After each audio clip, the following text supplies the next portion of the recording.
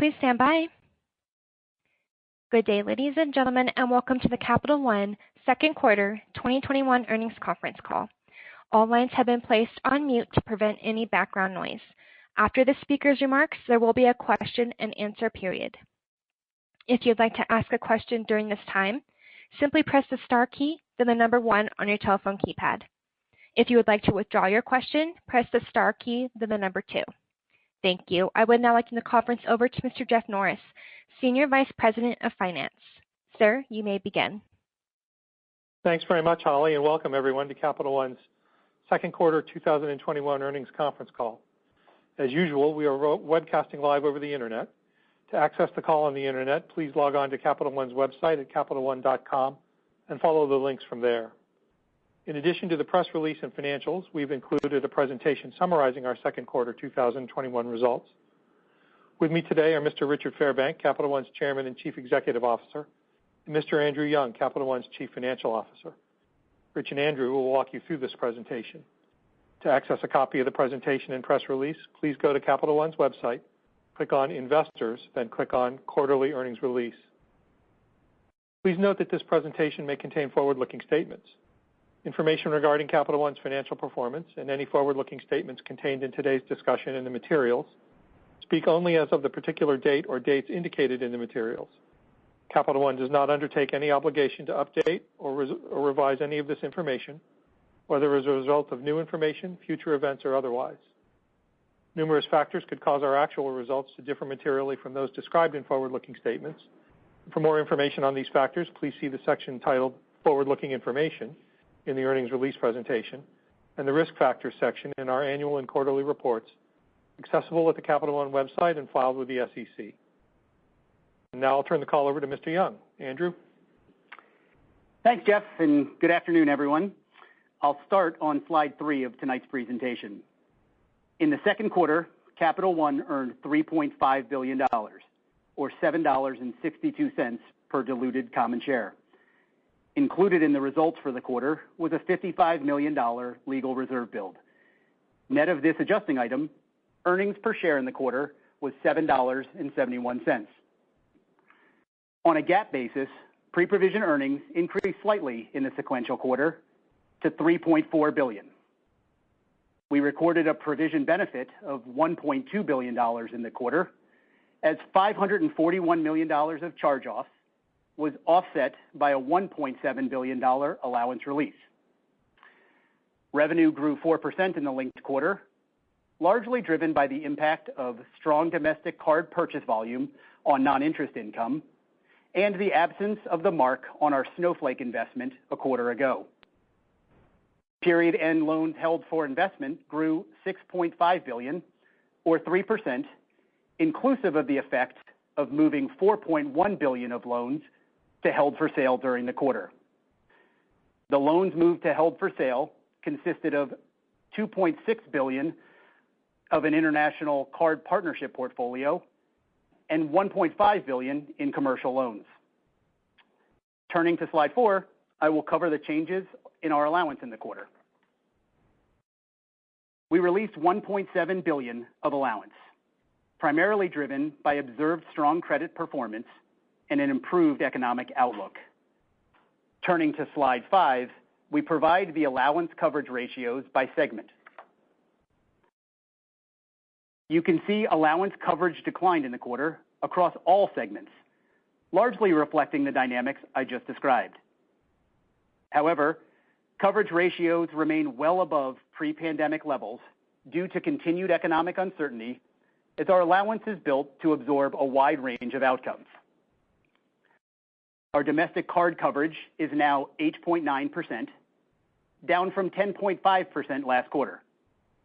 Our branded card coverage is 10.1%. Recall that the difference between branded and domestic coverage is largely driven by the loss-sharing agreements in some of our partnership portfolios. Coverage in our consumer business declined about 60 basis points to 3.0%. In addition to continued strong credit performance and improved economic outlook, historically high auto values aided the reduction in coverage.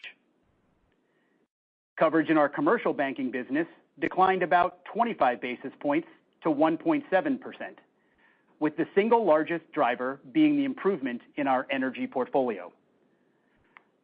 Turning to page 6, I'll now discuss liquidity.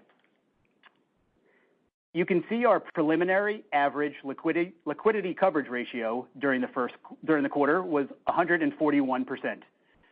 The LCR continues to be well above the 100% regulatory requirement.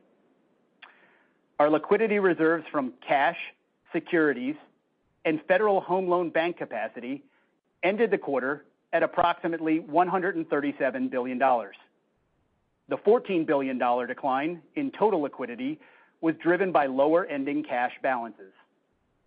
Our cash position declined in the quarter as it was redeployed to net loan growth, wholesale funding maturities, a modest increase in our securities portfolio, and share repurchases. Moving to page 7, I'll now discuss net interest margin. You can see that our second quarter net interest margin was 5.89%, 10 basis points lower than the prior quarter. The linked quarter decline in NIM was largely driven by lower yield in our card portfolio, where the typical seasonal decrease in revolve rate was exacerbated by higher transactor volume and associated higher payments. These impacts were partially offset by the favorable impact from one more day in the quarter. Lastly, turning to slide 8, I will cover our capital position. Our Common Equity Tier 1 capital ratio was 14.5% at the end of the second quarter, down 10 basis points from the first quarter. Loan growth and capital actions were largely offset by earnings growth. During the quarter, the Federal Reserve released the results of their stress test. Our stress capital buffer requirement, which will be effective on October 1st of this year, is 2.5%, resulting in a total capital requirement by the Fed of 7.0%. While we saw a decline in this year's SCB, it's important to note that the Fed's stress testing results can move around meaningfully from year to year and are only one of many factors that we use in our capital planning process. Based on our internal modeling, we continue to estimate that our CET1 capital need is around 11%. Turning to share repurchases, we repurchased $1.7 billion of common stock in the second quarter, the full amount allowed under the Fed's capital preservation measures. We have approximately $5.3 billion remaining of our current board authorization of $7.5 billion. Now let me move on to dividends. In the third quarter of 2020, we reduced our dividend to 10 cents due to the Fed's capital preservation measures. We chose to continue this reduced level of dividend in the fourth quarter of 2020 out of an abundance of caution. The difference between our historical 40-cent dividend and the reduced level for those two quarters was 60 cents per common share. Therefore, we expect to make up for the reduced level of dividends from the second half of 2020 by paying a 60-cent special dividend in the third quarter of 2021. In addition to the special dividend, we expect to increase our quarterly common stock dividend from 40 cents per share to 60 cents per share in the third quarter. Both the 60-cent special dividend and the increase of our quarterly common stock dividend to 60 cents will be subject to board approval. With that, I will turn the call over to Rich. Rich? Thanks, Andrew, and good evening, everyone. I'll begin on slide 10 with our credit card business. Strong year-over-year purchase volume growth drove an increase in revenue compared to the second quarter of 2020, more than offsetting a modest year-over-year decline in loan balances. And provision for credit losses improved significantly. Credit card segment results are largely a function of our domestic card results and trends, which are shown on slide 11. Second quarter results reflect building momentum in our domestic card business. As we emerge from the pandemic, consumers are spending more and continuing to make elevated payments. Accelerating purchase volume growth partially offsets the impact of historically high payment rates. resulting in strong revenue growth and a more modest year-over-year decline in loan balances. High payment rates are continuing to contribute to strikingly strong credit results. Domestic card purchase volume for the second quarter was up 48% from the second quarter of 2020. Purchase volume was up 25% from the second quarter of 2019, which is an acceleration from the first quarter when we saw growth of 17% versus 2019. T&E spending continues to catch up to overall spending and accelerated through the second quarter. In June, T&E purchase volume was up 3% compared to June of 2019. At the end of the quarter, domestic card loan balances were down $4.1 billion, or about 4% year over year. Excluding the impact of a partnership portfolio moved to held for sale last year, second quarter ending loans declined about 2% year over year. Compared to the sequential quarter, ending loans were up about 5%, ahead of typical seasonal growth of 2%. Credit performance remains strikingly strong. The domestic card charge-off rate for the quarter was 2.28%, a 225 basis point improvement year over year. The 30-plus delinquency rate at quarter end was 1.68%, 106 basis points better than the prior year. Provision for credit losses improved by about $3.5 billion year over year. We swung from a large allowance build in the second quarter last year to a large allowance release this year. Let me turn to domestic card revenue margin. Purchase volume growth outpacing loan growth and strong credit were the key drivers of domestic card revenue margin, which was up 226 basis points year over year to 17.7%. Revenue margin increased over 50 basis points quarter over quarter, higher than our typical seasonal pattern.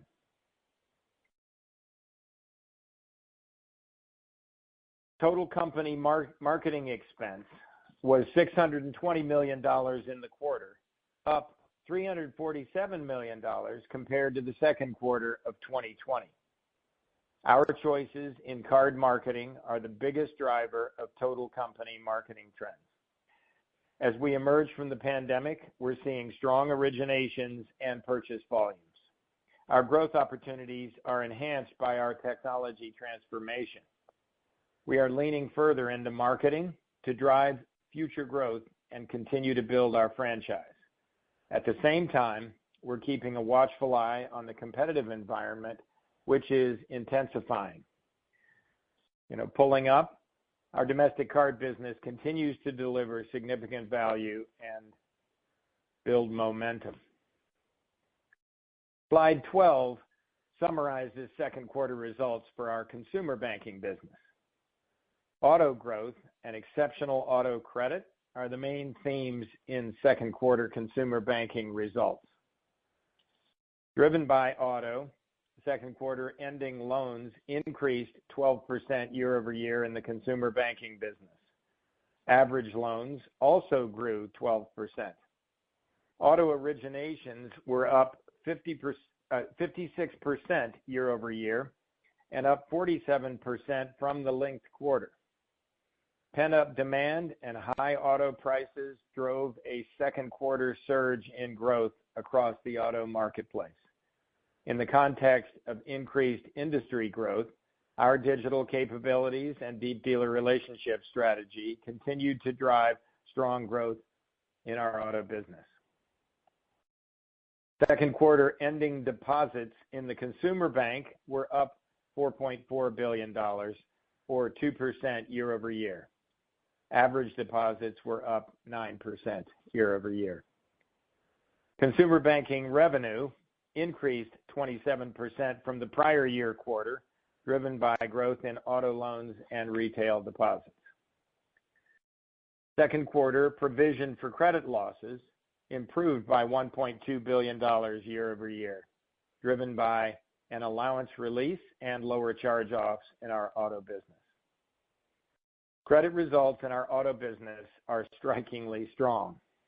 Year over year, the second quarter charge-off rate improved 120 basis points to negative 0.12%, and the delinquency rate was essentially flat at 3.26%. In the quarter, elevated used car prices drove an increase in auction proceeds, amplifying the normal seasonal benefit we see from tax refunds around this time of the year. As used vehicle prices normalize, they will become a headwind to the auto charge-off rate. We expect the auto charge-off rate to increase from the unusually low second quarter level. Moving to slide 13, I'll discuss our commercial banking business. Second quarter ending loan balances were down 5% year over year. Average loans were down 7%. Commercial line utilization continues to be down year over year, and we moved $1.5 billion of commercial real estate loans to held for sale. Quarterly average deposits increased 22% from the second quarter of 2020 and 5% from the linked quarter as middle market and government customers continued to hold elevated levels of liquidity. Second quarter revenue was up 3% from the prior year quarter and down 6% from the linked quarter. The linked quarter decline is more than entirely driven by a one-time cost associated with moving the commercial real estate loans to held for sale. This decline was offset by an equivalent one-time gain in the other category and is therefore neutral to the company. Excluding this effect, commercial banking revenue would have increased about 13% year over year and 4% from the linked quarter. Provision for credit losses improved significantly compared to the second quarter of 2020, driven by a swing from an allowance build to an allowance release and a swing from net charge-offs to net recoveries. In the second quarter, the commercial banking annualized charge-off rate was negative 11 basis points. The criticized performing loan rate was 7.6%, and the criticized non-performing loan rate was 1.0%. Our commercial banking business is delivering solid performance as we continue to build our commercial capabilities. I'll close tonight with some thoughts on our results and our strategic positioning. Several key themes are evident in our second quarter results. Credit remains strikingly strong. Purchase volume and loans are rebounding.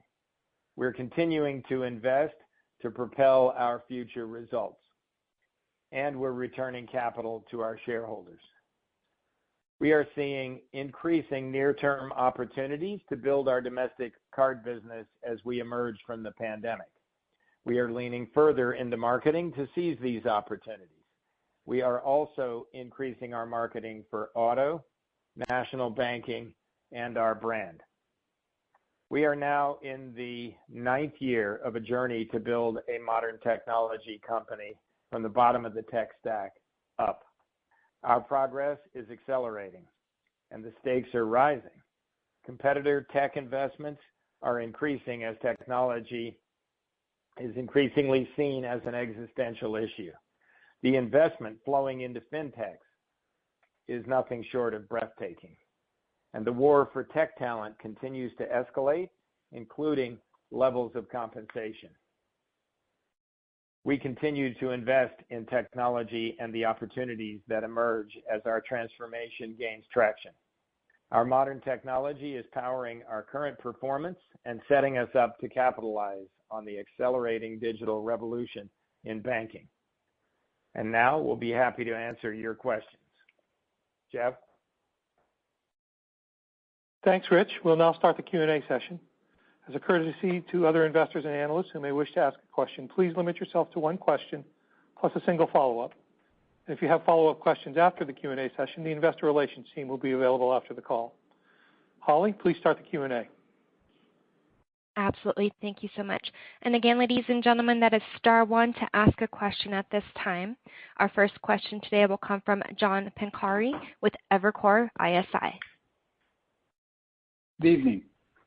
I want to see if I can get your thoughts on payment rates.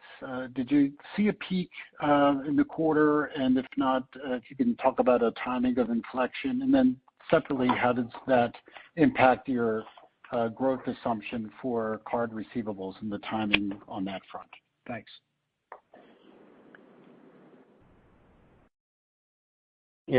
John, in our card business, payment rates remain at historically high levels.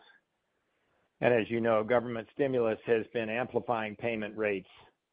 And while these programs have been winding down, customer balance sheets are extremely healthy and payment rates remain elevated.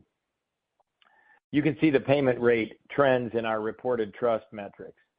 And while not a perfect reflection of our total portfolio, Q2 payment rates remain at historically high levels. And, these high payment rates are muting balance growth even as spend is very strong. And of course, the flip side of high payment rates is strikingly strong credit performance, which drives strong profitability and capital generation. So we actually are always happy when our customers are paying at high levels, and it's indicative of a healthy consumer. And those high payment rates correlate with the really strong credit results that we continue to see. We are, if we look at the monthly numbers, we can see, John, a little bit of easing of the payment rates. I don't know if that would be a trend to indicate. It certainly would be very plausible to me that as consumers now step up and spend more and more, and they're going out and returning hopefully back to normal, it would be a natural thing that payment rates would ease a little bit here, and that also credit metrics would move toward normalizing a little bit. So I guess, John, I would say we've seen the earliest of indications of that. It's still running at really quite a breathtaking level. Next question, please. Of course. Our next question will come from Moshe Orenbuch with Credit Suisse. Great, thanks. Rich, putting together the comments you made about the significant amount of excess capital, and then the comment in the release about seeing increasing near-term opportunities to build your franchise. Could you talk a little bit about whether you're looking at primarily kind of organic opportunities or inorganic ones as well? Moshe, as you know well, because you've been there from the beginning in following us and having great insights, we really built our company as sort of wired for organic growth. We installed in the founding days what I call horizontal accounting, where we track every action and cohort and everything on a lifetime economic basis, and we measure it before and during and afterward to see how it's going. And so we always put organic at the top of the list.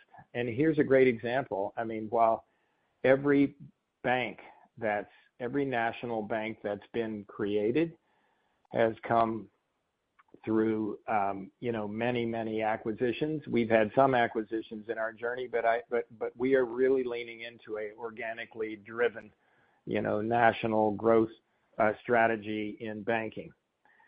So, And as I said a few minutes ago, we see good organic growth opportunities, which are partly a function of the market and where it is right now, and very much these opportunities stand on the shoulders of the technology that we've built and some of the innovation that we're rolling out. With respect to acquisitions, we're not putting any energy or strategic focus on doing bank acquisitions. What we are looking at is technology acquisitions. And really, in fact, there's a spectrum on the technology side with respect to fintechs and tech companies. On the continuum, at one end is just being a partner with them, and then the next notch on the continuum is being a partner and an investor in them. And you saw that with Snowflake, for example. And then there are sometimes acquisitions. All of those we've been active in all of those places on the continuum over the last few years, and I'm struck by the traction and success that we're having. When we look back at some of the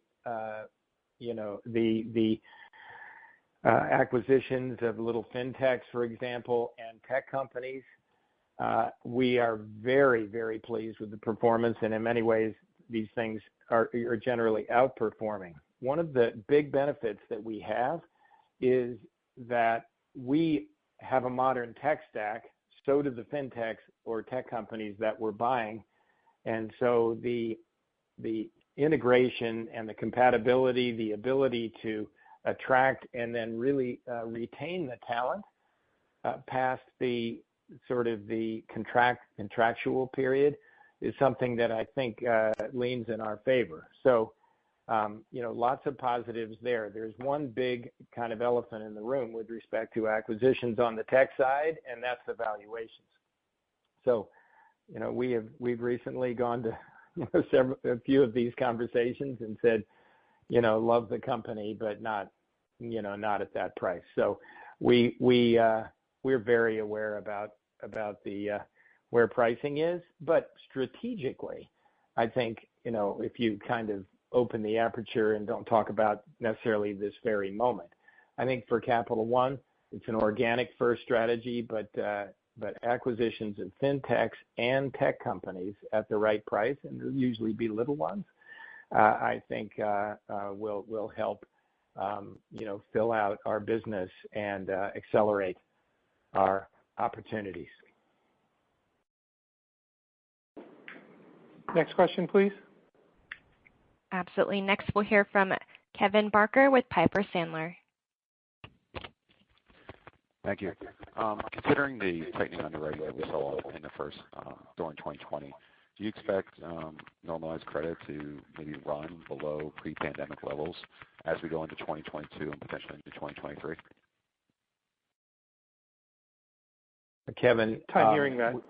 Yeah, but I think we it was a little echoey, but I think at least I felt I heard what you were saying there, Kevin. From where we are right now, which is at an extraordinary benign level that virtually has never been seen before in modern times, it's got a ways to go to normalize. We are not choosing to make a prediction on where that is, not because we want to be coy about it, but because, in fact, I think it's a hard thing to predict these days. What we like to talk about is the drivers. So, talking about the drivers, the consumer is in a very strong place right now, and I think what's striking is, and I mentioned this earlier, when you look at what the average consumer, and this is average because the experience for an individual consumer can be way different from what I'm describing on average, but the accumulated sort of surplus that consumers have been able to build up is something that even when the government stimulus monthly benefits ease, I think there is a bit of a accumulated balance there that will be beneficial for the credit performance of consumers. There's really only one way for the credit to go from here, and that is in normalizing. I think it starts with a bit of a head start, and I think that the rate at which it normalizes is going to be pretty linked to consumers' choices on payment rates. And as I've mentioned earlier, I think it's a natural thing for payment rates to gradually decline and for credit to gradually normalize. The directions are inevitable. The timing is, speculative. Our view is during this period of time, let's take advantage of the market opportunity that is here, the place the consumer is, but let's also be cognizant of how markets work, how credit markets work in particular, and be on the lookout for some of the natural indicators of overheating. Next question, please. Thank you. Next, we'll hear from Rick Shane with J.P. Morgan. Hey, everybody. Thanks for taking my question this afternoon. Look, and this topic's come up a couple of times. We're looking at the reserve rates and thinking about them in the context of day one reserve levels. I'm curious how you now reflect on day one allowance coverage and what that could look like on a long-term basis as we return to normal. I'm curious in particular if you think some of the policy initiatives we've seen during the crisis change your long-term outlook in terms of potential loss rates. Thanks, Rick. This is Andrew. I'll take that. And as we look at the allowance, every quarter we're going to take into account a large number of variables and assumptions, which would certainly take policy and other factors. And so as I reflect back on the ratio that we had upon adoption, a lot of things have changed since then.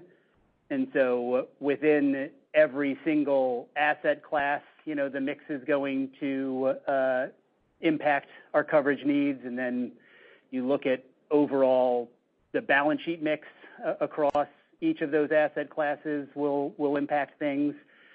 So, I look at all of those factors and, I don't think that the ratio at adoption is necessarily a destination.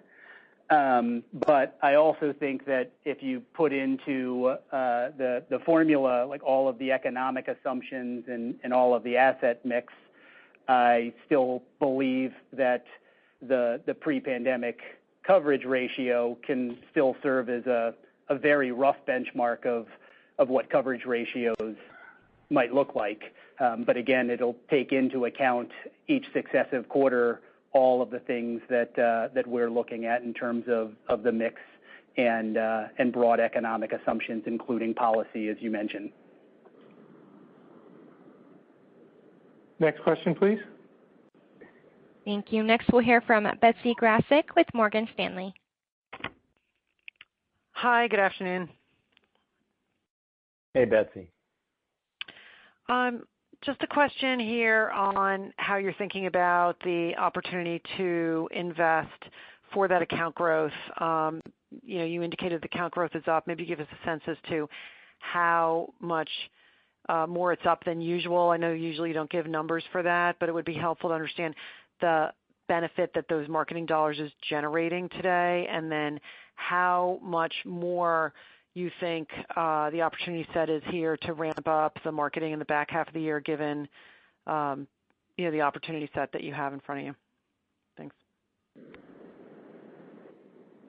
Betsy, yeah, we don't tend to give out the specific account growth numbers, the origination numbers, but they are strong right now. They're not the strongest that we have ever seen. We're pleased that they're really quite strong because obviously there was some weakness a year ago in those kind of numbers. So we have seen very solid performance. We feel really good about the account originations. So we are leaning further into marketing to drive future growth and also to just continue to build the underlying franchise. And, as we've said, these opportunities are partly because of what the market has to give right now and partly opportunities that are enhanced by our technology transformation. And the marketing, of course, is especially going into the card side of the business, but also, just look on TV. You've seen us, steadily investing in national banking. We're very happy with how that's going. And you may have seen for the first time this quarter that we have now gone on national TV in the auto side. So these are, advertising that is, debuting some of the technology innovations that we have at Capital One, some of the exceptional customer experiences that we've built. We're seeing good traction in the origination side of the business, and so we continue to lean in to marketing. Next question, please. Thank you. Next, we'll hear from Don Fandetti with Wells Fargo. Hi, Rich. I was wondering if you could talk a bit about the tech spend outlook. I saw a report that Capital One was hiring a large amount of software programmers to take advantage of the public cloud move. And then, you mentioned fintech. I was just curious if you thought that the regulatory landscape would ever balance out, or if that's sort of something that's not going to happen. Okay. Yes, Don, thank you. So let me talk about tech and the tech hiring. Winning in technology really kind of begins and ends with one thing: hiring world-class tech talent. And it is the easiest thing to talk about and possibly the hardest thing to pull off in business today, as because while this principle is, this talent principle is true in any business, it is profoundly true in technology, as the demand for world-class tech talent vastly exceeds the supply. So we've built a tech brand and have had great success in attracting top talent. And we're competing head-to-head with the leading technology companies in the U.S. And we've been leaning into tech hiring for years, and this is a strong year of hiring. Most of the new roles we're hiring for are engineering roles in software development, cloud infrastructure, machine learning. And these are the most sought-after roles in the world. And we're getting real traction here. But essentially, if you pull way up, and it's more than just words when we say it, we've really been living this, which is to, from the ground up, build a technology company that does banking. It's essentially what Capital One is. The technology and data are increasingly what the business is. And at the heart of that journey is the tech talent. I also mentioned one other thing, Don, is that the cost of technology talent is visibly moving upward right in front of our eyes. And I wanted to flag that to investors. That is just something that, again, it's the natural consequence of the demand greatly exceeding the supply. But so I think it's going to be hard for most companies, for all companies to do hiring and get the numbers that they want. We are leaning into that. I think we're in a very good position, but it's we're going to need to pay appropriately for that talent. Don, you asked about fintechs and what we feel about fintechs and possibly a comment on the regulatory side. I just have a tremendous interest in fintechs, and maybe that's because Capital One was an original fintech before there was such a word. And I look at the fintech marketplace, and I think some of these fintechs are bringing great innovations to the market. And we very carefully study these innovations. And I think that, we look at these both as, threats to our business. We look at them as opportunities. Maybe we can partner with the fintechs. In some cases, there are acquisitions associated with that. And in some cases, what they're doing is beacons of opportunity that we can pursue.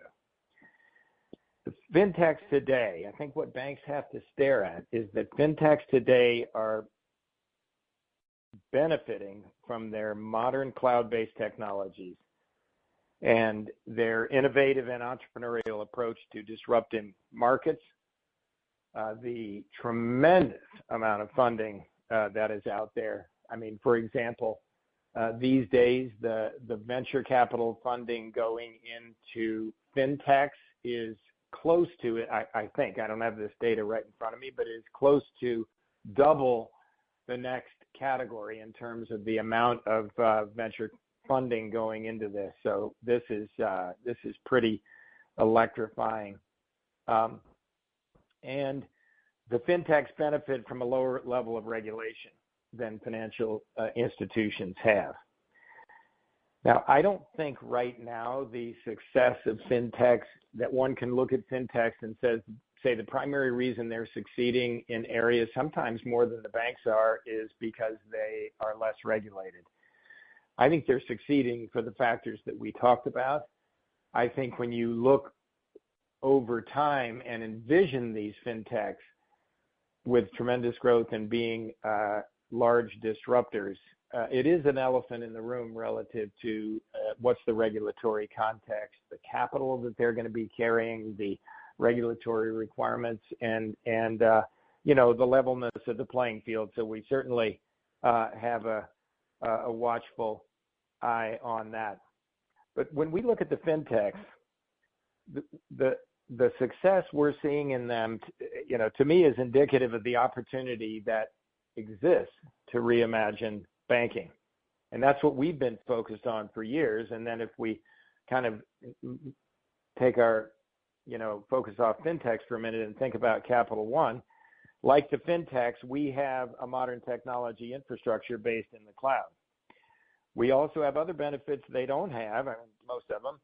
We have tremendous customer scale, a powerful brand, and literally decades of underwriting and banking experience. So, when I pull up, I think we and the fintechs are well positioned for success, in some ways for the same reasons, in some ways for different reasons. But I think the biggest takeaway of all of this is that the banking industry is changing on an accelerated basis. The competition is unbelievably and increasingly well-funded. And, we look at that and we say it indicates the magnitude of change, the magnitude of the opportunity, but it also is indicates an imperative that we need to make sure that during the windows of opportunity that we lean in and invest where we need to invest, because these opportunities won't last forever. Thank you, Don. Next question, please.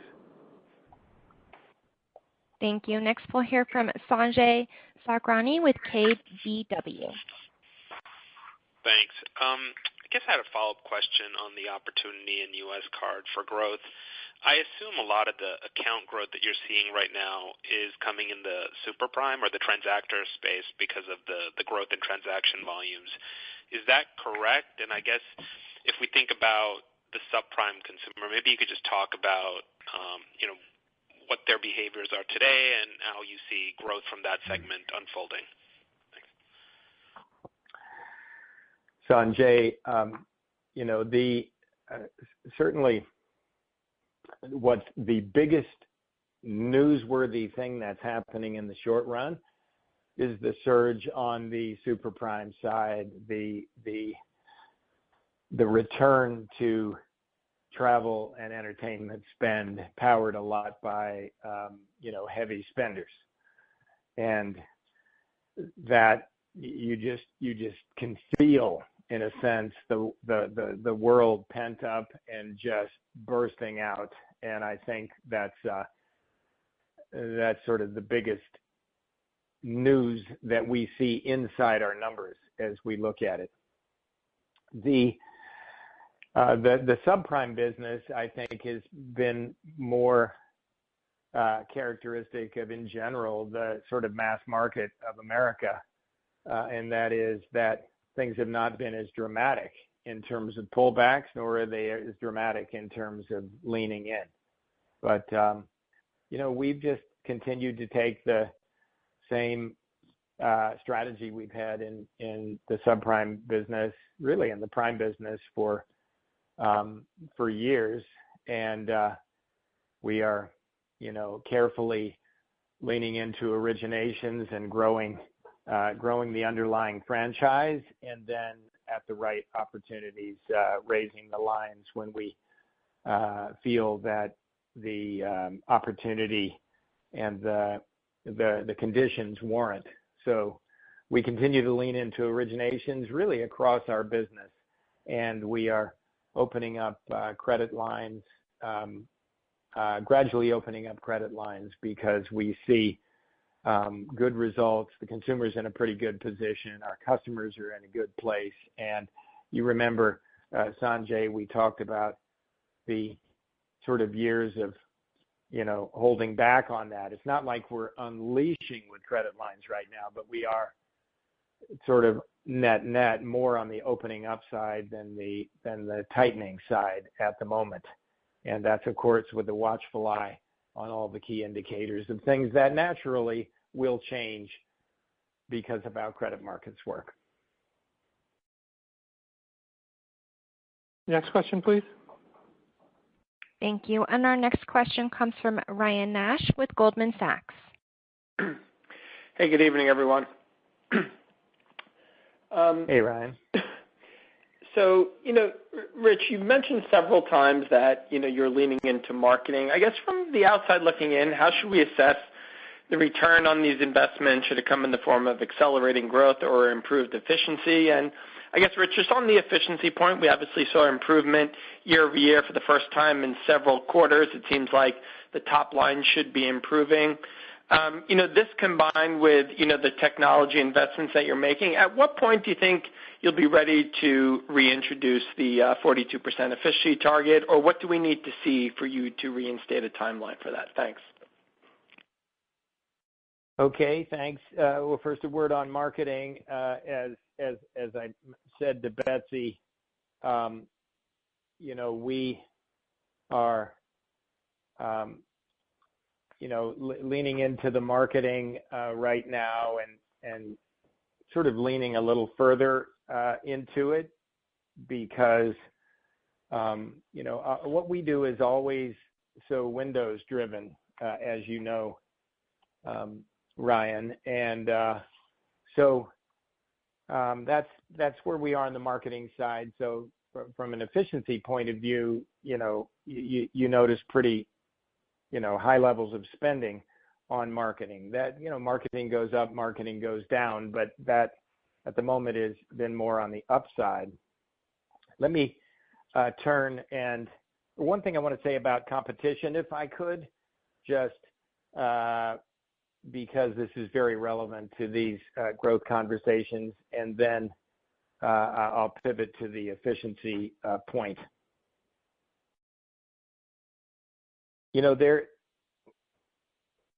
Most competitors have been, the feel of their earnings calls is they too are leaning in to the opportunities that they see at the moment. And, we see this, we see competition heating up, all around us, especially in rewards, where typically that's kind of the flashpoints where you see these things the most. But you see it in the marketing and the media activity. We see it in direct mail numbers. We see it in the rewards offerings and the heating up of some of that. I think competition is intense right now, Ryan, but it's not yet irrational.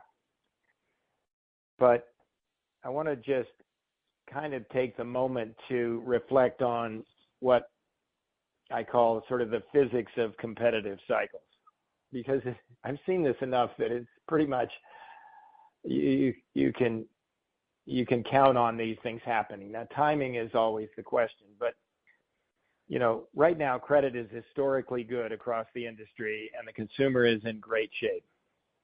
The longer this persists, the more competition will likely be to extrapolate these trends to inform their decision making. And this can embolden them to make more aggressive offers, market more intensely, and a particular one I worry about, loosening underwriting standards.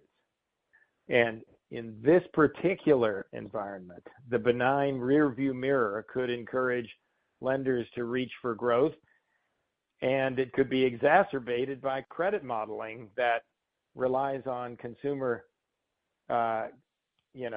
credit data that frankly may be very unique to the downturn and not as good for predicting where credit performance is going to be over time. Ryan, if you're building a credit model right now and you're looking back at the data on the last year or two, what are you going to do with that with respect to what that tells you about the next time things turn down? So there's also a lot of earnings and capital and liquidity in the system. And then you've got the fintechs that are really revving up, as I talked about earlier. So we, even as we're leaning into this opportunity, we remind ourselves every day that the seeds for the next challenges coming up in the credit cycle, as opposed to the economic cycle. In the credit cycle, these seeds are being planted right now. And so what we do is we don't just look at our models to make decisions. We pull way up, and we have a very watchful eye for the key indicators of these not only likely, basically inevitable things to happen, and then we, will act accordingly. We just never want to be surprised. Let me turn to talk about operating efficiency. We've been focused on improving our operating efficiency ratio for years. And from 2013 to 2019, we delivered 400 basis points of improvement with a combination of revenue growth and tight expense management. And of course, the pandemic interrupted our progress, particularly on revenue growth. Now, as it turns out, the pandemic also accelerated the technology race and raised the stakes for all players across many industries, and frankly, particularly in banking. And so as I talked about earlier, I think everyone can feel the clock ticking. Companies, everybody in banking feeling the clock ticking on their tech readiness, the investment flowing into fintechs, the arms race for talent. And so we are struck by the emerging opportunities in the marketplace. they're significant, but the windows aren't, unlimited. So, we feel we're very well positioned on this, but we are continuing to invest in this moment in our technology and in the opportunities that we see out there. So, meanwhile, we continue to focus on operating efficiency. Our tech transformation is the engine of long-term efficiency gains, both through revenue growth and digital productivity gains. So, continuing to invest in our technology opportunities and driving for efficiency improvements are on a shared path. So we're still driving toward the same destination of operating efficiency, but the timing of operating efficiency improvement needs to incorporate the imperatives of the current marketplace. And, delivering positive operating leverage over time continues to be one of the important payoffs of our technology journey and a key element of how we deliver long-term shareholder value. Next Thanks, question, Ryan. please. Absolutely. Next, we'll hear from Bill Carcache with Wolfe Research. Thank you.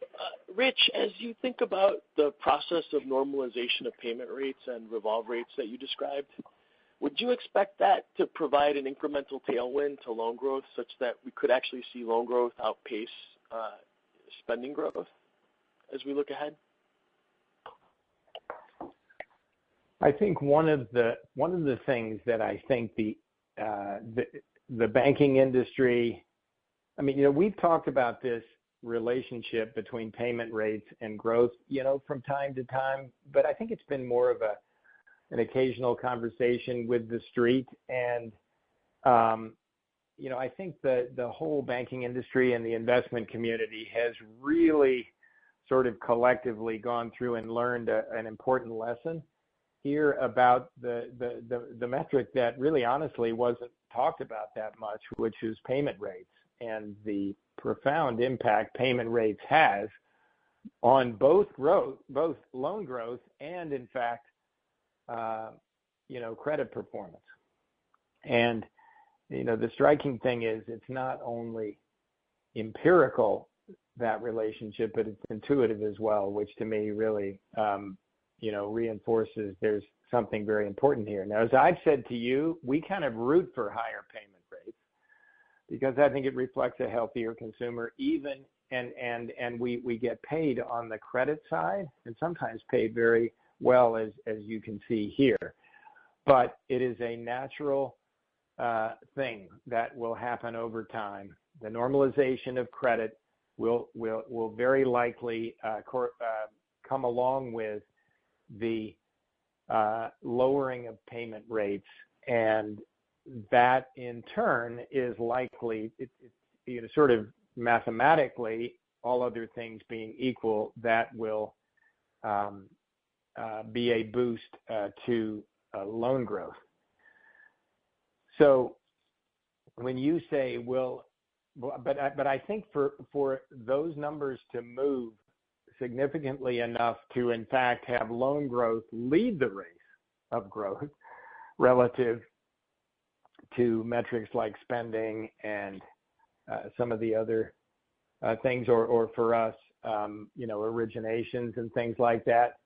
That's got quite a journey to do to get there. I'm not saying that it won't, but I wouldn't run to the bank counting on loan growth topping the league tables of the various growth metrics. But I think what really essentially is baking in the oven is a gradual normalization of credit, correspondingly, for the same reason, a lowering of payment rates, and we are probably seeing the very early, sort of on a monthly basis, the very early indicators of that phenomenon. Next question, please. Thank you. And our final question today comes from Bob Napoli with William Blair. Thank you, and good afternoon. Rich, appreciated your comments on fintech and how you're looking at partnering, buying, and et cetera. But just was hoping to get maybe a little bit more color in your thoughts around what areas of fintech. I know it's been a few years since you bought Paribus, an online price tracking, but there's a lot of it. As you talk about all that investment, it's going into a very broad group of areas, whether it's buy now, pay later, B2B payments, wealth management, business spend management, kind of charge card business spend management areas. So I just wondered, what areas are most attractive to you, where we would see partnerships or acquisitions? Well, Bob, what we do is, and you mentioned a bunch of interesting areas, for example, but what we do is, rather than say these three areas are our priority areas and let's go look for fintechs, we have and it's one of the benefits of years on our tech transformation is we see opportunities in a lot of areas across the portfolio of businesses that we're in.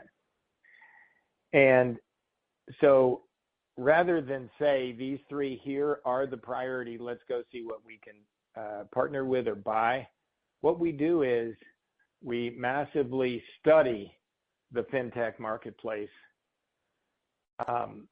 across all the areas that we are also leaning into. Frankly, we study it beyond that because we can learn a lot. So, and then what we do is the sheer learning alone is worth the effort. And so we go to school on this and we try to say, wow, and a bunch of times we say, wow, look at that. They thought of that idea. We didn't at Capital One. They're good, our bad, but look, let's see what we can learn from that. And, but also along the way, we look across that continuum of partnering, investing, or buying these things, but we really look from the other end of the telescope rather than what we need. What we look for is what do we find, and especially what do we find relative to a company with the talent and the culture and the business model that would be really accelerative to us. And so every once in a while we do an acquisition, and but there is a lot of focus on that particular business model. We always ask ourselves, could we build that rather than buy it? And then we really look hard at the talent, because in the end, what really has made our most successful acquisitions has been that the talent comes and stays and leads, becomes leading executives in the company, and so that's how it works. And a lot of times we don't buy anything, but we always come out having learned a lot. Bob, thank you. Well, thanks everybody for joining us on the conference call today. Thank you for your continuing interest in Capital One, and remember, the Investor Relations team will be available in just a few minutes if you have any further questions. Have a great night. And again, ladies and gentlemen, thank you for participating. You may now disconnect.